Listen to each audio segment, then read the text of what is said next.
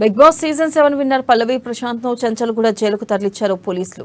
ప్రభుత్వ ప్రైవేట్ ఆస్తుల ధ్వంసం కేసులో పల్లవి ప్రశాంత్ పై సుమోటోగా కేసు నమోదు చేశారు. ఆ తర్వాత అతన్ని తన స్వగ్రామం నుంచి అదుపులోకి తీసుకుని హైదరాబాద్ కు తరలించారు. 6 గంటల పాటు విచారించిన తర్వాత జూబ్లీహిల్స్ పోలీసులు నిన్న రాత్రి జడ్జి ముందు హాజరుపరిచారు. ప్రభుత్వ ఆస్తుల ధ్వంసం కేసులో జడ్జి 14 రోజుల పాటు రిమాండ్ కు తరలించారు. ఇక పల్లవి ప్రశాంత్ ని అతని సోదరిని ఈ మేరకు పోలీసులు చంచల్గూడ జైలుకు తరలించారు. ఒక ప్రముఖ టీవీ ఛానల్లో ప్రసారమైన బిగ్ బాస్ అనే రియాలిటీ షో ఫైనల్ ఎపిసోడ్ అయిపోయిన తర్వాత చెలరేగిన గొడవల్లో 6 బస్సులను ధ్వంసం చేశారు. పల్లవి ప్రశాంత్ అమర్దీప్ అభిమానుల మధ్య చెలరేగిన వివాదం ఉద్రిక్తతలకు దారితీసింది.